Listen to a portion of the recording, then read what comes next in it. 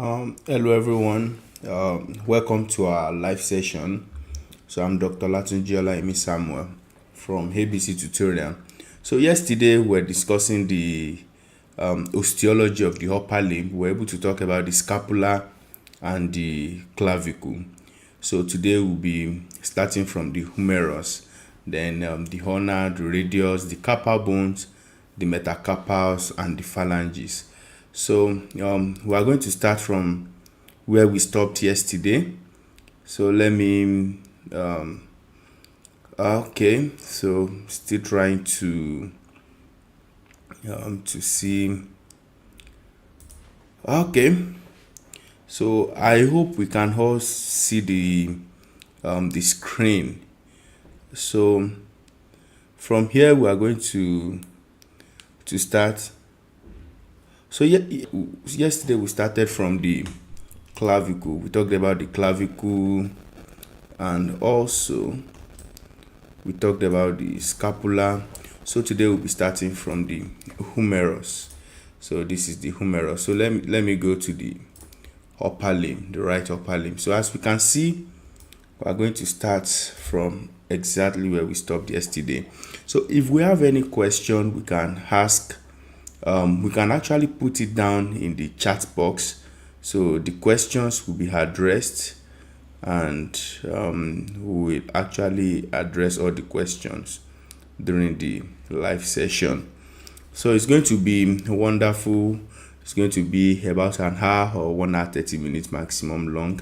So yeah, I hope you can all follow me. And so all right, so this is the anterior view of the upper limb.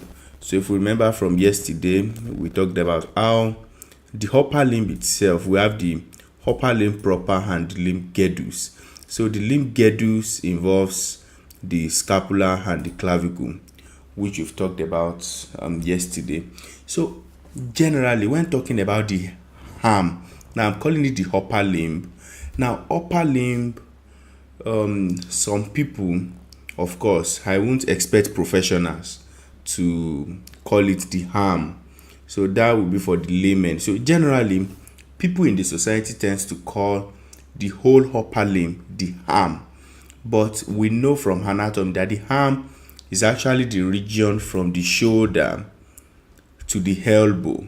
So from this point to this point, that's actually the arm. Now, from the elbow to our wrist is the forearm, while the wrist down to the fingers makes up the hand. So generally, the upper limb itself is the arm plus the forearm plus the hand. So there's an increment in the number of bones by the time we are moving from the arm down to the forearm down to the hand. What I'm trying to say is, if we look at the bony framework of the arm, that like the arm, when I'm talking about the arm now, I'm talking about the professional terminology, which is the region from the shoulder to the elbow. So when I say the arm, I'm not referring to the whole of upper limb. So the bony framework of the arm itself is the humerus, which is a single bone. But if we look at the forearm, we have two bones, that's the ulnar and the radius. So we can see the radius is on the lateral aspect, while the ulnar is on the medial aspect or the inner aspect. So we can see the ulnar on the inner aspect, then the radius on the outer or the lateral aspect. Those are two bones. Then if we look at the wrist, so we can see the wrist is made up of 8 different bones, which we'll still talk about later on. So we have the scaphoid, the lunate, the triquetrum, the pisiform, the trapezium, trapezoid, the capitate, and then we have the hamate. So those 8 bones makes up the carpal bones or the bones of the wrist. Then we have the bones of the palm. The bones of the palm are the 5 metacarpals. So we have the lateral to the inner metacarpal. Now in anatomy, generally we take the lateral aspect of the limb to be the first part. For example, now in the digits, for the digits, so the first metacarpal refers to the lateral metacarpal. That is, the outermost metacarpal will be the first metacarpal. So this is the outermost. That's the one at the base of the thumb. So that's the first metacarpal. We have the second metacarpal, the third metacarpal, the fourth, and the fifth. In fact, because of this, the first, so in English we call it the first metacarpal. So they will call it the primum metacarpal. Then the second will be the secundum metacarpi. This is the tertiary, or the third, or the tertium metacarpi. Then we have the fourth, which is the quartum. Then we have the fifth, which is quintum. So basically we have from the first to the fifth metacarpal. Then the bones of the fingers are known as the phalanges. So basically there are 3 phalanges for each thumb, except for each finger except the thumb, which is made up of only 2 metacarpal, which is made of only 2 phalanges. So basically today we start from the humerus, which is the bony framework of the arm. So if we this bony framework of the arm extends from the shoulder down to the elbow. So it extends from the shoulder down to the elbow. So as you can see, it articulates at the shoulder joint to the scapula. So yesterday we talked about the scapula, how it's triangular in shape, as the lateral angle, which has been modified into the glenoid cavity. So let me zoom in to the glenoid cavity. So we can see, so this area of the scapula, let me try to isolate the scapula. So we can see, so this lateral angle of the scapula has been modified into a shallow cavity, the glenoid cavity. So it's actually shallow. If we look at it, if I zoom in, so we can see it's not so deep. So the reason is, if we look at the articulation of the shoulder joint, so we can see this is the humerus. This is of the humerus. We can see the head of the humerus is much more bigger than the glenoid cavity of the scapula. So because the head is much more bigger and the glenoid cavity is shallow, it means the humerus has a wide range of motion. So it is a freely mobile joint. In fact, it is very mobile. So this mobile means we have a wide range of movement with our upper limb. So we can move, we can actually, in fact, let's talk a little bit about evolution here. We know we are primates, so we come from monkeys. Now many of them, we know they move from branch to branch, so they have to grasp this branch, then they will grasp another branch. So this is because of the dexterity of the shoulder joint, or the wide range of motion of the shoulder joint. So the shoulder joint has a wide range of motion. This is because the shoulder joint is freely mobile.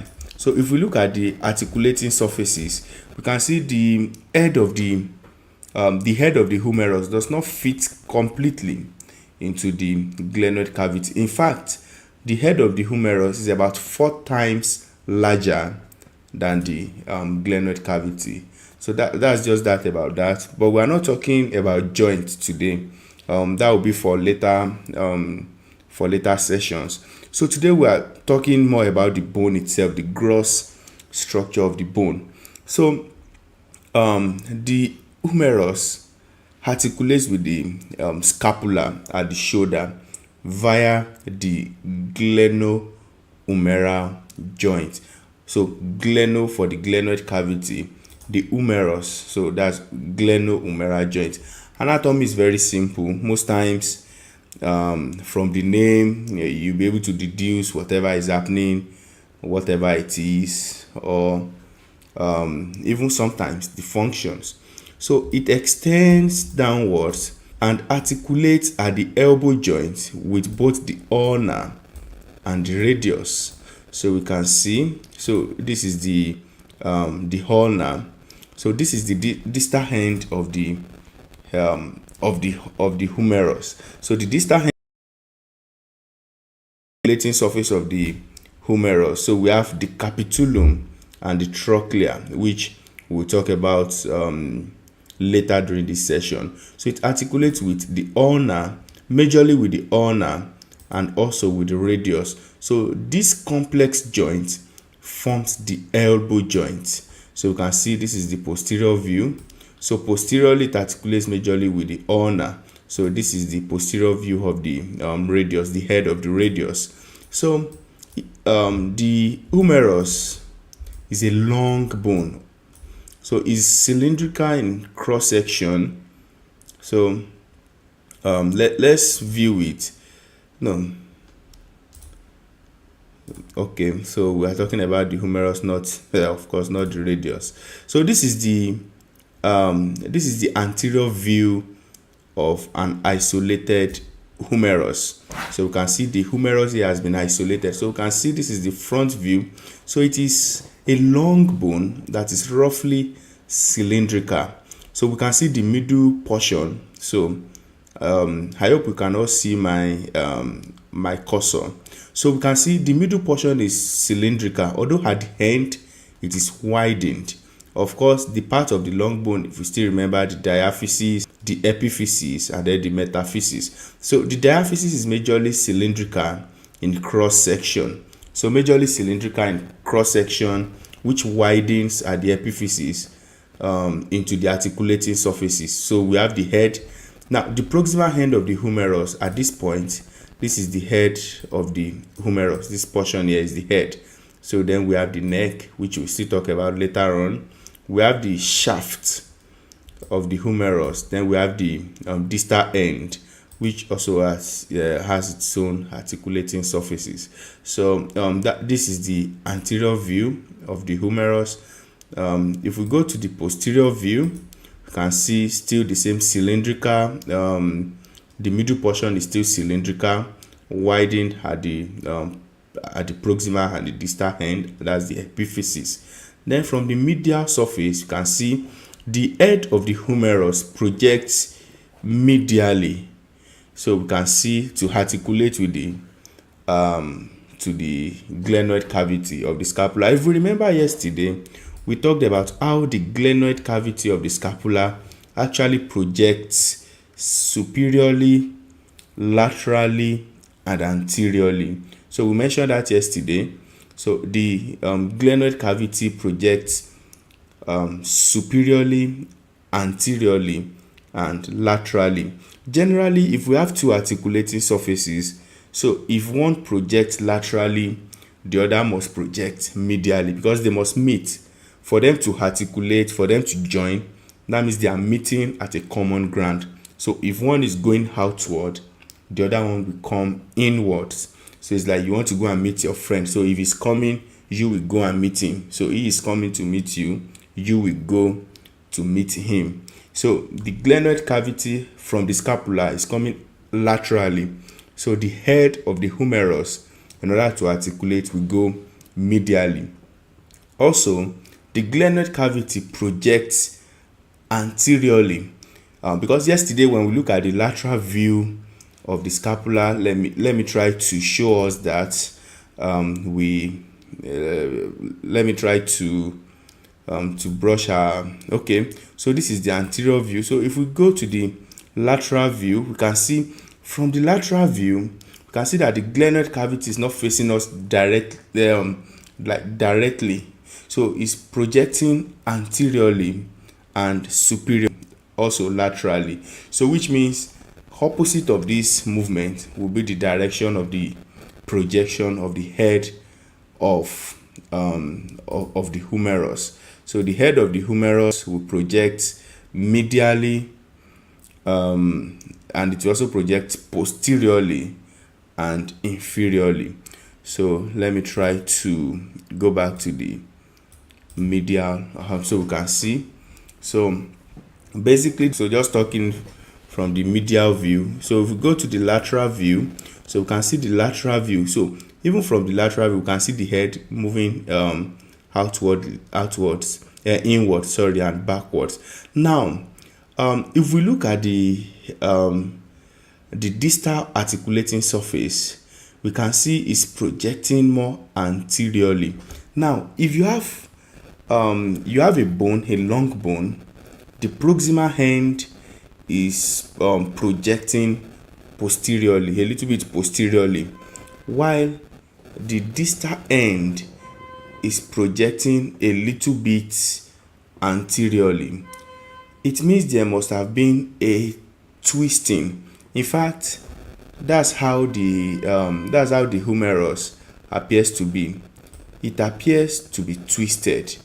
It appears to be twisted. In fact, if we look at it from the posterior aspect, we will see there's a small groove at which the humerus appears to be twisted from. So the humerus appears twisted from this region. All right, sorry, please. I would like to take a 1 minute break. So quickly want to attend to an emergency.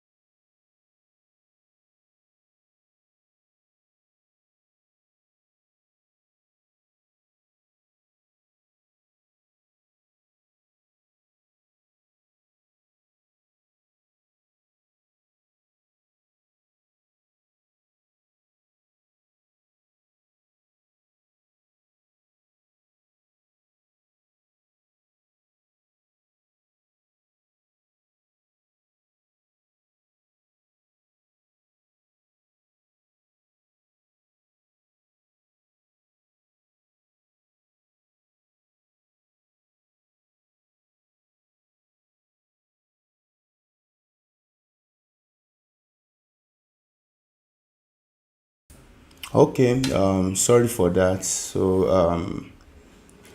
Okay, so the humerus appears a bit twisted, so that's why the proximal end projects posteriorly, while the distal articulating ends project a little bit anteriorly. So that's for the medial view, the lateral view.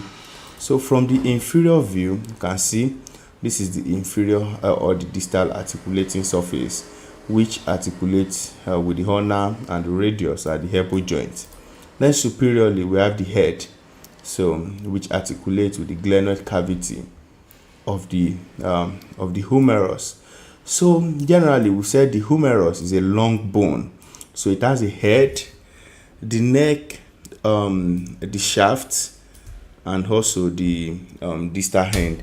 So generally, the head is the articulating surface, the proximal articulating surface, this region, while this is the anatomical neck. So the anatomical neck lies just beneath the head. So it is the point of attachment of the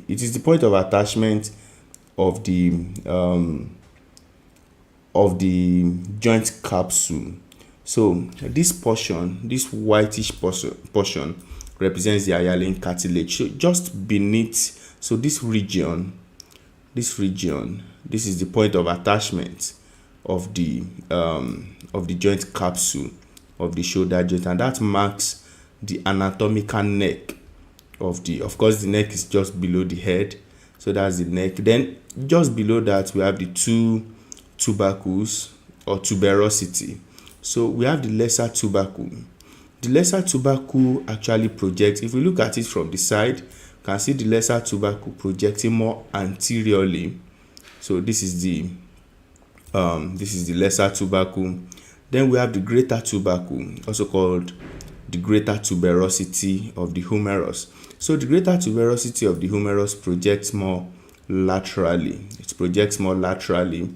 So we have the lesser tuberosity, the greater tuberosity, and in between we have this groove or a depression, also called the intertubercular groove or the intertubercular sulcus.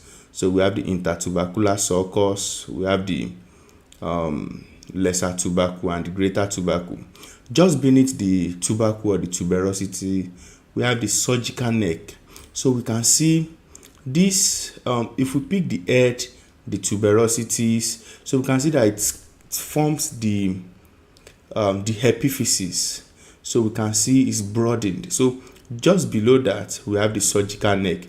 Now, the surgical neck is important clinically because it is often the site of fractures, especially in elderly people, because in elderly people, the bones usually are weaker than that of young, fit individuals. So generally, and at this portion, we have some blood vessels, the anterior and posterior circumflex humeral arteries and veins.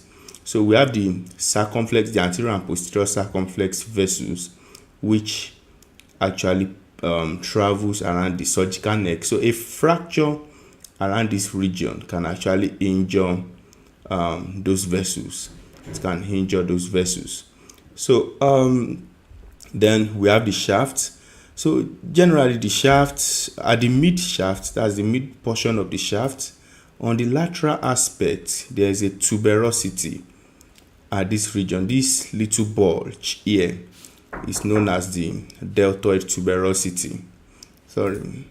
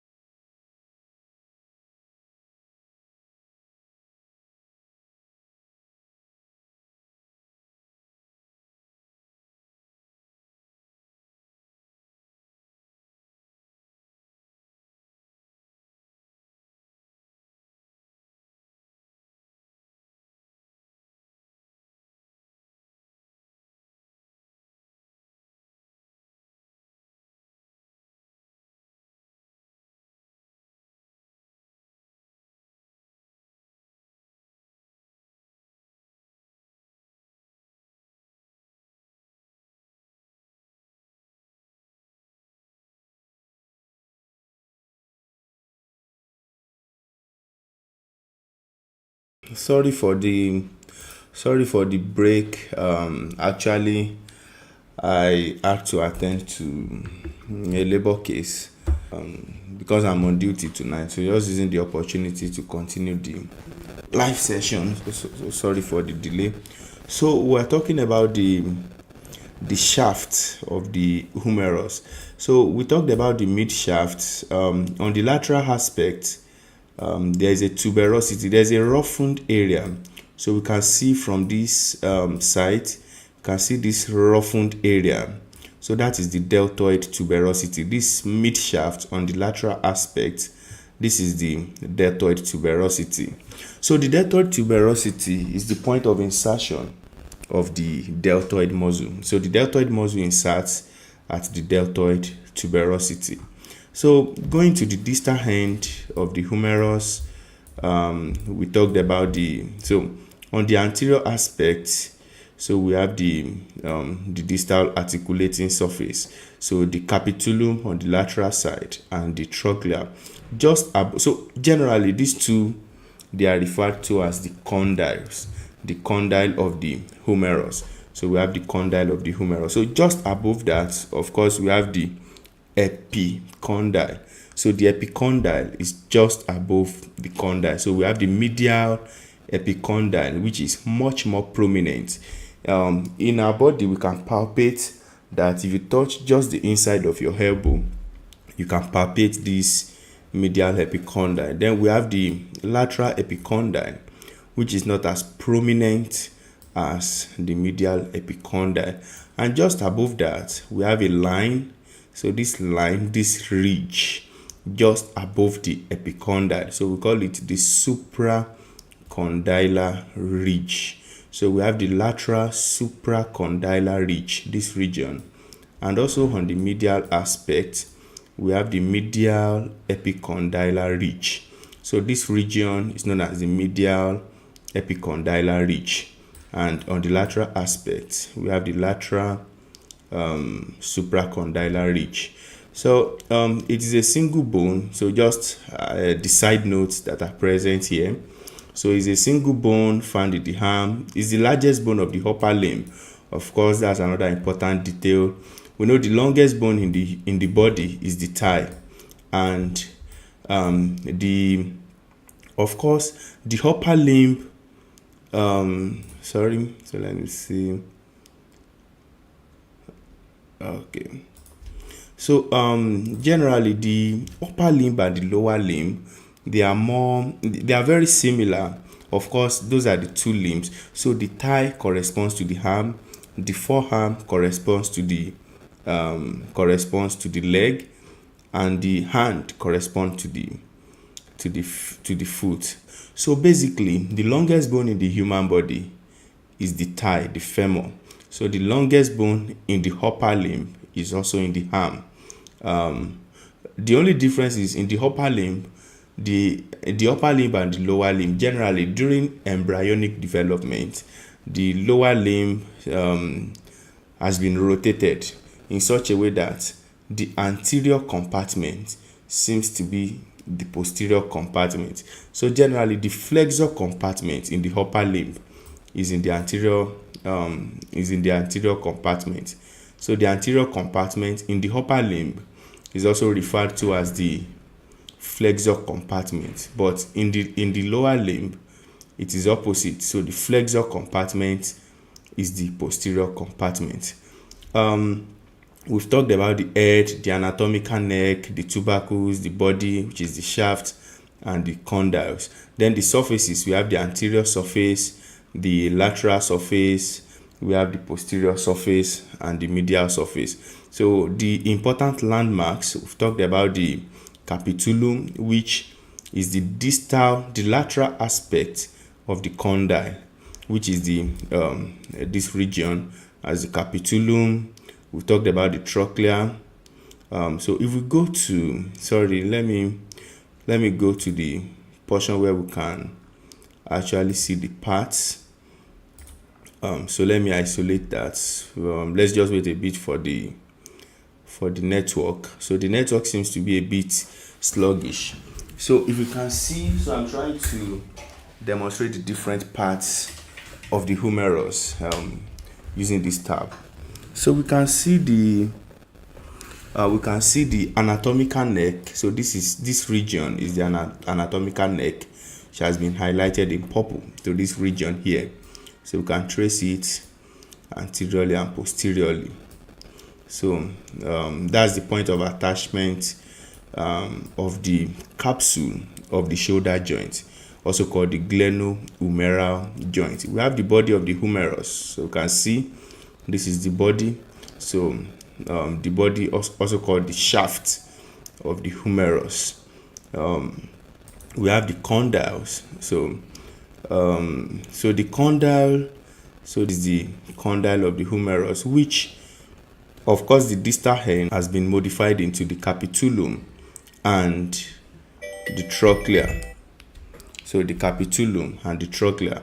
Then we have the greater tubercle, which faces laterally. Then we have the lesser tubercle, which faces anteriorly. So then the head of the humerus, which of course is the articulating proximal end. So I think I have to adjust.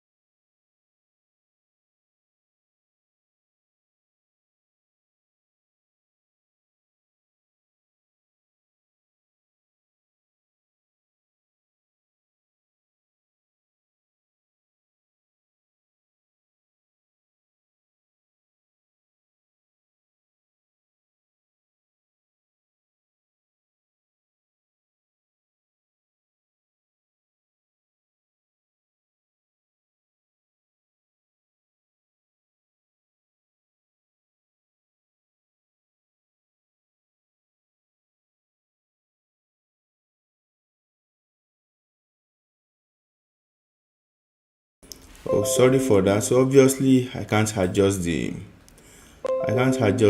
settings during the streaming. I thought I could. I think the network is a bit sluggish now. This is the head of the humerus. So basically, those are the parts of the humerus. Those are the parts of the humerus. So also we can see the surfaces. So generally, we talked about the anterior surface, the posterior surface, the medial surface. Then we have two borders, the anterior and the medial border and border of the humerus. So let's see some of the important landmarks, which of course we've mentioned most of them, but let's see if there's any we've really not discussed. Okay, I know we've not discussed about the posterior surface because there's a groove which importantly we should actually discuss. That's the radial groove of the humerus. But let's see. So we have the capitulum, which we said is the lateral aspect of the condyle of the humerus. So this region is the part that articulates with the head of the radius at the elbow joint. So we can see the capitulum is a smooth convex projection on the inferolateral aspect of the condyle of the humerus, while the medial component, the medial part, is known as the trochlea of the humerus. So this trochlea articulates with the ulna. So there's a notch on the ulna which is referred to as the trochlear notch. The trochlear notch. So the trochlea of the humerus articulates with the trochlea of the humerus, of the trochlea of the humerus. Then just above that, we have two depressions, one above the capitulum, one above the trochlea. So these are known as fossae. So we have the coronoid fossa just above the trochlea. So the coronoid fossa accommodates the coronoid process of the ulna. So if we see, if we go back to the full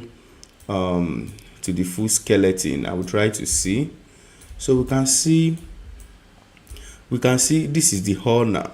So this little bony projection on the anterior aspect of the proximal part of the ulna, this little bony prominence here is known as the coronoid process of the ulna, and this little depression here, this is the coronoid fossa of the humerus. So in flexion, during flexion, the coronoid fossa accommodates the coronoid process of the ulna.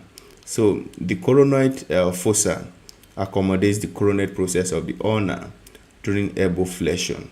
Go back to the I think the network is getting more and more sluggish. I don't know why. Just started to rain a bit. Probably it's the rain.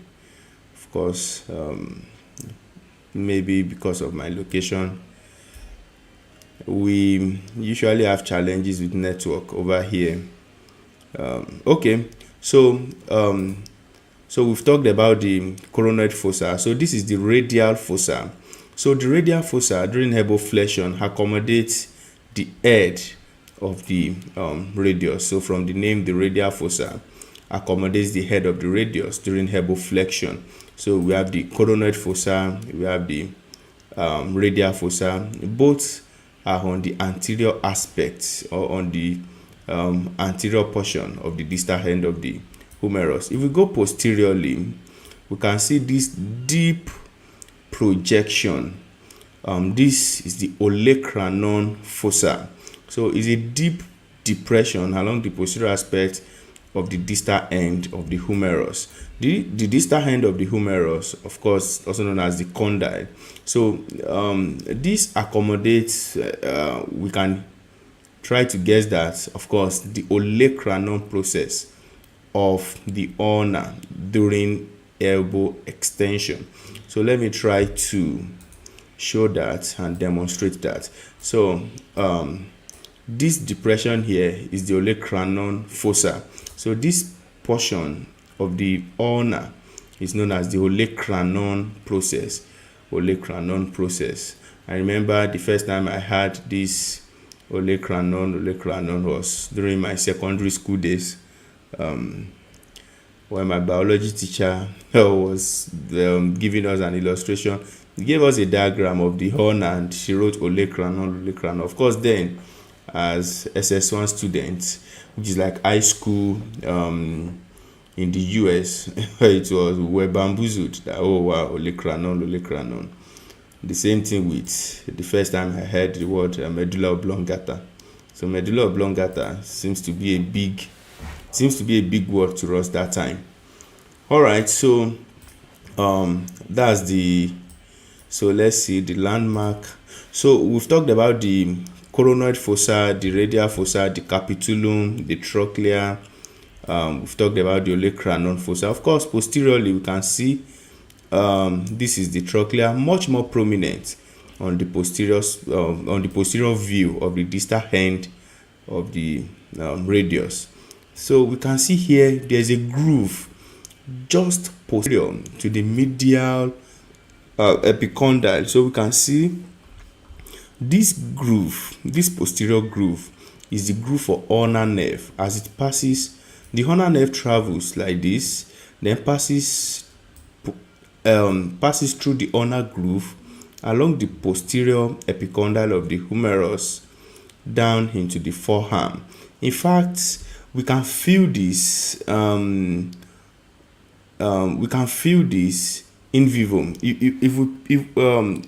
I mentioned the other time that we can actually palpate the medial epicondyle of the humerus. So just beneath that, just behind that, we can actually feel this groove. You can try to palpate it, but you see when you palpate that, there's this funny feeling or this funny sensation that you feel when you actually palpate that. So when you do that, that's why sometimes this place is called the funny bone. So sometimes some people call it the funny bone because of that funny sensation you feel when you actually palpate this portion. So of course, if we have any question, we can actually put it down in the chat box. So we'll try to address that during the live session. So if we have any question, we can try to ask. I'm going to address that during or after the live session. All right. So that's for the distal end. So then posteriorly, if we look at the humerus from the posterior aspect, so let me zoom it in. So just like I mentioned the other time, I said the humerus appears to be twisted. It appears to be twisted. So if we look at it, it appears to be twisted along the middle portion, the middle third of the humerus. So posteriorly, there's a groove along that area. So this portion here that is indicated with this blue region, let me click on it. So that's the radial groove of the humerus. So this is the radial groove of the humerus. So the humerus appears to be twisted around that region. So this is the groove for the radial nerve. So people call it the radial groove because it spirals down. It actually spirals down from the medial end down and laterally to the anterior portion. So some people call it the spiral groove. Some people call it the a sulcus instead of a groove. So instead of calling it the radial groove, some people call it the radial sulcus. Some people call it the spiral sulcus. So it travels inferiorly and laterally. So you can see it travels downwards and outwards. Travels downwards and outwards. So two things passes through this region: the radial nerve and the deep branch of the brachial artery or the profunda brachial artery. So generally, if there's a fracture of the mid shaft of the humerus, so this is the mid shaft, and there's a posterior dislocation of the bony fragment, it can injure either the radial nerve or the profunda brachial artery. And of course, we remember the radial nerve supplies all the extensors of the forearm. So that is that about the radial groove. Then we've talked about the deltoid tuberosity. So this is the deltoid tuberosity. So it is located on the lateral aspect of the mid shaft of the humerus. So it's located on the mid shaft of the humerus. So if we see it from the lateral view, so this is the insertion point for the deltoid muscle, the powerful muscle which we mentioned yesterday. So the powerful muscle which comes from the clavicle, the acromion, the spine of the scapula. So it's a large muscle. It has a large origin, then it converges. So more like a triangular shape. So coming from a large origin along the shoulder girdle, then coming down and inserting at this area.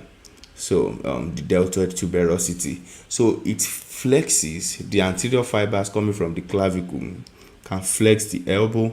The posterior fiber coming from the spine of the scapula can extend the shoulder, can extend the shoulder, while the middle fiber coming from the acromion, the lateral part of the clavicle, actually abducts the shoulder joint. So then we have the greater tubercle and the lesser tubercle. So this is the greater tubercle of the humerus. So now we are going back to the proximal end of the humerus. So we have the greater tubercle, also called the greater tuberosity of the humerus. So some important muscles actually inserts at these areas. So I mentioned yesterday, anytime we see tuberosity, tubercle, anytime we see things like that, we should know muscles or ligaments actually originate or insert at that region. So the supraspinatus, infraspinatus, teres minor, they actually insert in the greater tubercle of the. So this is the greater tubercle. Then moving downward, it becomes a crest. So we call it the crest of the greater tuberosity or the greater tubercle. Then this region is the lesser tubercle. So moving downwards, it becomes the crest of the lesser tubercle. So the lesser tuberosity itself serves as the insertion point for the subscapularis muscle. So we have the supraspinatus, infraspinatus, the teres minor. Then in the lesser tubercle, we have the subscapularis. In fact, those four muscles together, they are known as the rotator cuff muscles. So rotator cuff muscles.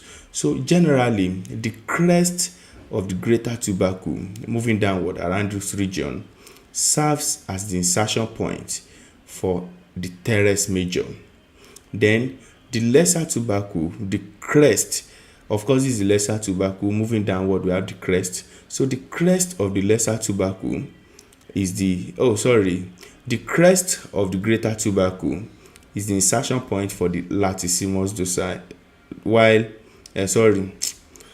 for the pectoralis major, while the crest of the lesser tubercle serves as the insertion point for the teres major. So don't let us mix that together. The lesser tubercle, the crest, that's moving downwards, the crest serves as the insertion point for the teres major, while the crest of the greater tubercle, that as you are moving downward, serves as the insertion point for the pectoralis major. So in fact, the two majors insert on the crest of the tubercles. So the two majors, that's the teres major on the lesser tubercle, the pectoralis major on the greater tubercle, the crest of the greater tubercle. While in between, we have a sulcus. The moving upward, we have the intertubercular sulcus, which now at this point, that's in between the two tubercle, we call it the intertubercular sulcus, also called the bicipital groove. So let me click on that. So this intertubercular sulcus at this end is also known as the bicipital groove, because the tendon of the long head of biceps, remember yesterday we mentioned briefly the biceps brachii. So we mentioned the coracoid process of the scapula, which serves, of course, anything process, tuberosity, tubercles, means muscles or ligaments attached to it. And if we remember yesterday, just as a quick recap, we said the coracoid process serves as attachment point for three muscles, 3 ligaments. So 3 muscles, 3 ligaments. The 3 muscles, we have the coracobrachialis muscle, we have the pectoralis minor muscle, then we have the short head of biceps muscle. Then the 3 ligaments, we talk about the coracohumeral ligament, talk about the coracoclavicular ligament, we also talk about the coracoacromial ligament. So that's a digression. So for the short head of biceps, it's coming from the coracoid process down into the anterior compartment of the arm. The long head of biceps passes through the intertubercular sulcus. In fact, that's why it is long, because instead of moving straight like this because if we, the biceps brachii, people think of it as the arm muscle. In fact, when people flexes their arm, you say, I'm flexing my biceps. Even though the major flexor of the elbow, of course, is actually the brachialis muscle. It's not even the biceps brachii. But of course, when people flexes their arm, the big biceps, people flexes it. But what I'm trying to say is actually the biceps brachii does not have insertion or origin in the arm. it just passes through the arm. So it's coming from the girdle, from the upper limb girdle, that's from the scapula down into the forearm. So the biceps brachii actually originates from the scapula and inserts into the forearm. So we have a radial tuberosity where it inserts into the forearm. So it doesn't really have any bony attachment in the arm.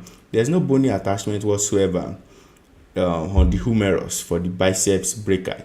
So the long head, rather than coming straight from the scapula, passes through this long journey through the intertubercular sulcus across the head of the humerus onto the supraglenoid tubercle on the scapula. So that's why it is the long head of biceps, because it took a long journey and it's longer than the short head of biceps. So here we have the bicipital groove, which of course the long head of biceps actually passes through.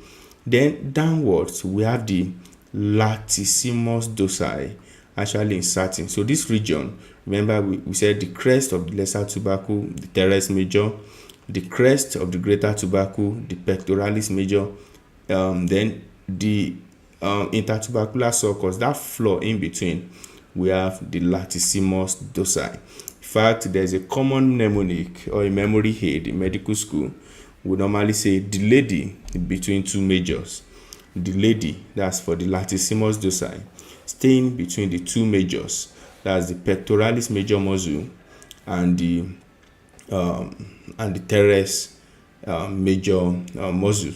So that's that. We've talked about the bicipital groove, and also we've talked about the greater tubercle and the lesser tubercle. So we'll go to the surgical neck of the humerus, and we can see this region is the surgical neck of the humerus. It is a weak area. We can see this region is broad, the shaft is compact and strong. So this surgical neck is a common site for fracture. So especially in the elderly, when they fall on their outstretched hand, so this region can fracture easily. And anteriorly and posteriorly, we have the circumflex humeral vessels. We have the anterior and the posterior circumflex humeral vessels. So we've talked about the anatomical neck, we've talked about the head of the humerus. So basically, those are the some of the important landmarks which we've talked about for the humerus. So by and by, we've talked about the osteology of the humerus. So let me see if there's any question so far, or we should just recap. I think we should stop at the osteology of the humerus tonight. So tomorrow we should talk about, we'll start from the ulna and radius tomorrow. So by tomorrow we'll talk about the ulna and the radius. But basically, the upper limb is a very interesting region of the human body. So very, very interesting, and of course it's very important. When I started studying anatomy, I started with the upper limb. So very enthusiastic. We're trying to daze each other, move stuffs. I remember then red gray anatomy and everything. So it's actually nice, wonderful. I think it's fairly straightforward, of course, compared to the head and neck, which most students of anatomy don't really like. But by the time we get to the head and neck, I know a lot of people will find it interesting, because the head and neck is actually much more interesting than I think people tend to admit, or should I say, people fear head and neck because of that. Of course, when you fear something, reading it sometimes might even become a little bit challenging. So I want to see if there's any question so far. So for now, no question so far. So by tomorrow, we'll continue from where we stopped today, and by that time we'll talk about the osteology of the ulna and the radius. It has been a wonderful session today. Thank you for joining us. I hope you've been able to learn one or two things. I'm just starting my live session actually. This is the second live session I'll be having on this channel, so I'm still green when it comes to hosting live session. But of course, as time goes by, we'll improve, and of course, we'll bring you more high quality live session. So thank you very much. So let me check again and wait and see if we're going to see any questions which we should discuss. But if we have anything, not necessarily from this live session, it could be from maybe anatomy generally. If we have anything generally you want us to talk about, we can actually talk about them, then we'll discuss it and then we'll see. So all right.